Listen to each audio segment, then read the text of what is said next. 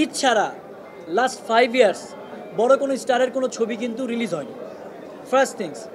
Second things হচ্ছে আপনারা কিন্তু জানেন যে এখন দেশের অ্যাকচুয়ালি অবস্থা কী, এটা তো সবার জানা, নতুন করে ব্যাখ্যা করার কিছু নেই। এই সময় এসে এই ছবিটা যদি এই সেল দেয়, কোনোভাবেই এটা ব্যবসায়িকভাবে ব্যর্থ হয়েছে এটা বলার কোনো অবকাশই নেই।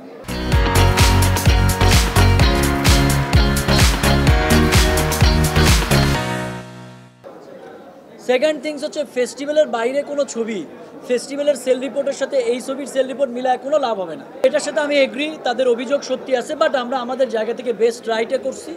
যেহেতু এটা আমাদের জন্য নতুন এক্সপিরিয়েন্স ছিল, সেই জায়গা থেকে ভুল ত্রুটি অনেকেই হয়েছে, আমিও জানি। নেক্সট টাইম এই কাজগুলো করতে গেলে কিন্তু ভুল ত্রুটিগুলো আর হবে না। পাইরেসি হয়ে গেছে এই কথাটাই আমি উচ্চারণ করতে চাই না, কারণ এটা খুব নেককারজনক একটা বাজে ওয়ার্ড একটা ইন্ডাস্ট্রি ধ্বংস করার জন্য। সো আমি এইটুকু বলবো যে যারা যে জায়গা থেকে আসেন, দেখেন আমাদের এখানে অনেক রকম পলিটিক্স আছে, আমি এই পলিটিক্স নিয়ে কথা বলতে চাই না। শুধু একটা কথা মনে রাখতে হবে, যে কোনো ছবি ঈদ ছাড়া যদি ভালো না যায়, আমাদের এই দেশের ফিল্ম ইন্ডাস্ট্রি যদি ঈদ কেন্দ্রিক হয়ে যায়, তাহলে কিন্তু ইন্ডাস্ট্রি ডেভেলপ হবে না।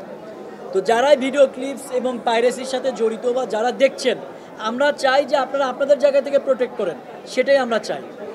কথা আসে ইন্ডিয়া রিলিজের ব্যাপারে। ইন্ডিয়া রিলিজের ব্যাপারটা ইন্ডিয়াতে আমরা একটু বড় করে করতে চাই, একটু টাইম নিয়ে করবো, এই জন্য আমরা টাইমটা নিয়েছি, এবং পাইরেসির ব্যাপারটাও ছিল।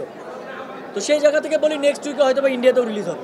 একটা ছবির প্রতি মানুষের আগ্রহ কী টাইপের হলে, গতকাল পর্যন্ত আমরা 22,000 লিঙ্ক ডাউনলোড করে ফেলছি, ব্লক করছি 22,000। সো আমার একটা টিম পুরাট কাজ করে যাচ্ছে, চেষ্টা করতেছে আমরা আমাদের সাধ্য মতো, কারণ ছবিটা তো আমাদেরই ছবি, তাই না?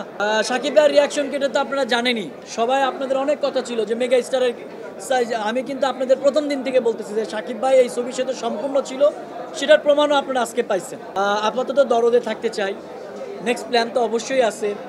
আপনারা জানেন যে শের নামের একটা ছবি নিয়ে আমরা অনেকদিন হলে প্ল্যান করছি। তো দরদের এই ভাইবসটা শেষ হোক, এরপরে আপনাদেরকে একদম খুব সুন্দর করে তখন শুধু ওই ছবিটা নিয়েই কথা বলবো। আপাতত দরদে থাকতে চাই। ফিল্ম তো আর একরকম না, ফিল্ম সব কিছু মিলে হয়, আর ফিল্মের উইন্স কিন্তু আলাদা। বাংলাদেশের থিয়েটারের বিজনেস, এই প্রথম বাংলাদেশের একটা ছবি দেশের বাইরে এতগুলো হলে যাচ্ছে, সেটার বক্স অফিস কালেকশন, আমি মনে করি ঈদের যে কোনো ছবিকে দরদের ব্যবসা কিন্তু ছেড়ে যাবে, এটা কনফার্ম থাকেন আপনারা।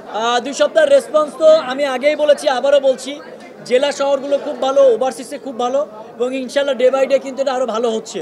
যেমন আপনারা ইউএসএ দেখবেন, আমরা শুরু করেছিলাম 23টা শো নিয়ে, কিন্তু এখন কিন্তু চলতেছে অলমোস্ট 42 শো। তো ডে বাই ডে শোটা বাড়তেছে, হয়তো বা ইন ফিউচার আরও বাড়বে। ওয়ার্ল্ড ওয়াইড চিন্তা আছে, ইন্ডিয়াতেও ল্যাঙ্গুয়েজ অনেক কিছু আছে।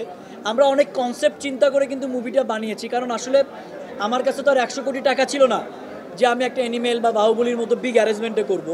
তো ছবিটা যদি ইন্ডিয়াতে রিলিজ হবে, আমরা একটা ফরম্যাটের ছবি বানাইছি, মালালায়ামে একটা ফিল দেওয়ার চেষ্টা করছি, যেখানে আপনারা একটা সুন্দর গল্প পাবেন, হয়তোবা মাসালা ফিল্মের সাথে মেলাতে পারবেন না। তো যে কোনো নিউ এক্সপিরিয়েন্স সবার জন্য হয়তো অনেকেই নিতে পারে, অনেকেই নিতে পারে না, আমার কোনো অভিযোগ নাই। যারা ভালো বলেছেন তাদেরকেও আমি সাধুবাদ জানাই, যারা খারাপ বলেছেন তাদেরকেও সাধুবাদ জানাই। ছবিটা আপনাদের জন্য বানাইছি, আপনারা সবাই হলে গিয়ে দেখবেন।